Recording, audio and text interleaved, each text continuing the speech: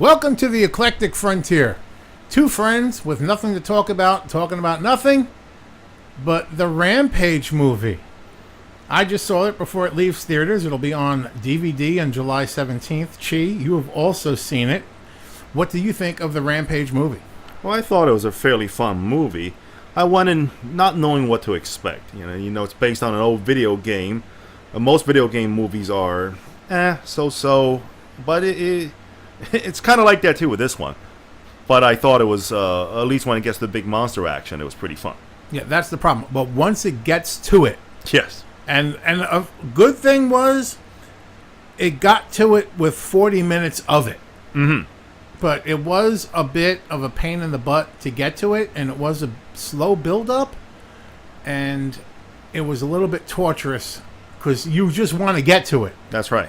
You know, it's like the video game in Rampage. You want to play one of these giant monsters, and you want to see them destroying the buildings and destroying the city, and you didn't want to have that completely unnecessary exposition and story build-up that you had to go through in this movie. Well, that's how I felt, watching it. I remember sitting in the movie the whole time. I go, there's too much plot. There's too many characters. I just want to see monsters fight and destroy buildings. That's really what you pay the money for. Yeah. Starring Dwayne "The Rock" Johnson. Mm-hmm. His character I liked. Yes. And I was just saying this to you a couple of weeks ago. The thing I love about The Rock is whenever he's in a movie now, it reminds me of Elvis. Because Elvis always would be, hey, here's Elvis. He's now an astronaut. Here's Elvis, and he's a helicopter pilot. And in this movie, Dwayne "The Rock" Johnson, what was he? He was a zoologist, a specialist at the zoo that had an albino gorilla that he spoke to with sign language. Yeah, so he knows sign language now, yes. So he knows sign language. That was great. So now we have Dwayne "The Rock." But at another point, they allude to that he was also a soldier when they talk about how he saved George. George is the name of the albino gorilla. Yes. So it's ridiculous when you think the premise is like insane. It's like, but I want more Dwayne "The Rock" Johnson like Elvis. Like I want that movie like when Elvis played his own twin. They need to have one of those. Yeah, yes. I want Dwayne remake Twins, but with Dwayne "The Rock" Johnson. Have it like Dwayne Johnson and The Rock. That's who it's starring. Dwayne Johnson and The Rock. Like the Dwayne Johnson character will be like the mild-mannered, it's just socially inept. But the Rock character will be it's my other brother, The Rock. He don't stop. Yeah, the over-top kick-ass character.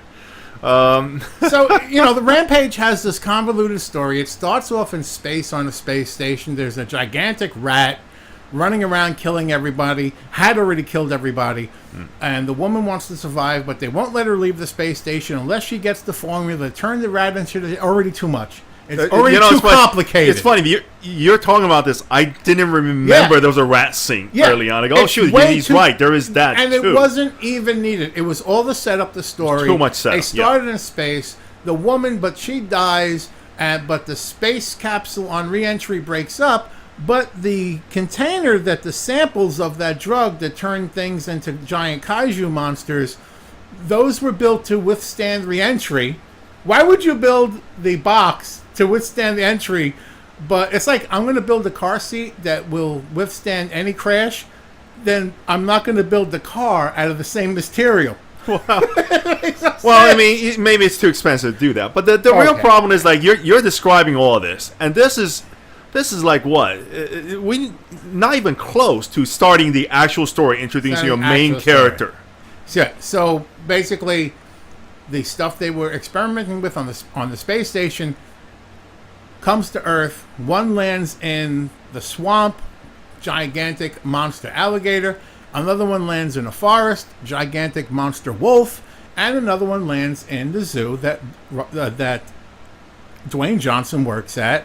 And his poor albino gorilla becomes a giant monster gorilla. Gets a face full of some sort of mist that comes out of it. It almost reminds me of Venom. Everything comes from space now, and just starts, taking over things. That was all completely unneeded. Mm-hmm. And honestly, I thought, how I always like to tell you, this is what I would have done. Sure. Listen to this. Tell me. You know what they should have done? Okay. Because the whole time now, The Rock has got to no, he's a good gorilla. I can talk to him. Let me talk to him. Don't shoot him. Like when the cops first show up. Yeah. Okay. Imagine how great the movie would have been if it wasn't George the gorilla that got exposed to this gas and became a monster. Imagine if it was The Rock. It would be hysterical. And then now George has got to go around speaking sign language, saying, no, don't shoot The Rock. Don't kill The Rock. I can communicate with him. I can calm him down. And it would actually be the last 40-minute fight scene would be The Rock fighting a giant alligator monster and a giant wolf. And use all his wrestling moves. And of course, you have to use the people's elbow. Yes. You have to use the people's elbow. That's all I could think about. But being serious, getting back to the movie. Yes. Let's go back to the plot. Yeah, it has way too many characters. It has way too much build-up for something that should be just a stupid, simple, fun ride. Yeah. But when it finally gets to the ride, it's literally like a roller coaster. And the previous 40 part of the movie building up to the final 40 minutes, that's like waiting in line to get on the roller coaster. That's right. That's what it was. That's the best analogy that I can give. But once the ride finally starts and they're finally in Chicago destroying buildings and fighting one another, that was epic. Yeah, that's the best part of the movie because that's what I pay money for.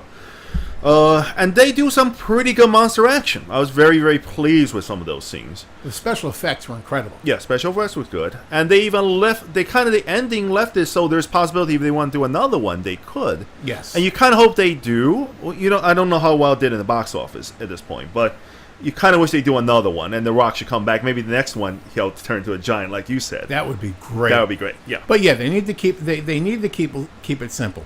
I highly recommend the movie. I love monster movies. I was born watching old Godzilla movies. Most of us King Kong. Most of us grew up at our age. Used to have Godzilla played on TV all the time. This is I give it 3 stars. And the only reason I didn't give this 4 because of that whole waiting in line and exposition and characters that I didn't need. But once it got to it, I thought it was incredible. I loved it. I had fun. And it's definitely I'm definitely going to watch it again. What about you? I enjoyed it. You asked me to give a rating. I give it 3 stars too. Okay. It's fun. It's harmless. You can turn your brain off. You can watch it, and I'm okay with that. Even though it took a while to get to it, but the last part of the movie made up the action, the monsters, all that stuff made up for it. So it is what it is. It is. And something you may not know about: this movie has some of the best toys tying into the movie that I have ever seen, and they're just sitting on shelves with nobody buying them. Like you actually picked up 2 of them for me tonight. Last time you brought me the gator. Yeah. Tonight you brought me George and the wolf. Yes. They're actually, I think, Walmart exclusives. Only Walmart has them. I don't see anywhere else. They're very good. They're decent sized toys that has a whole set piece with vehicles and helicopters included with a little figure too, an actual human figure along with the monster, and they're only $15 each. Yeah, I mean, incredible detail. Yes. Incredible detail. Like I said, they come with like a little diorama piece, and now I'm in that eternal struggle because I want to open it to display it, but I don't want to ever open it. So yeah, check out the movie. Definitely check out the toys. You're going to enjoy both as much as I did. That's all I have to say about this. You have anything to add? The only thing I would say is open the toys and play with it. Don't keep it in the box. That's stupid.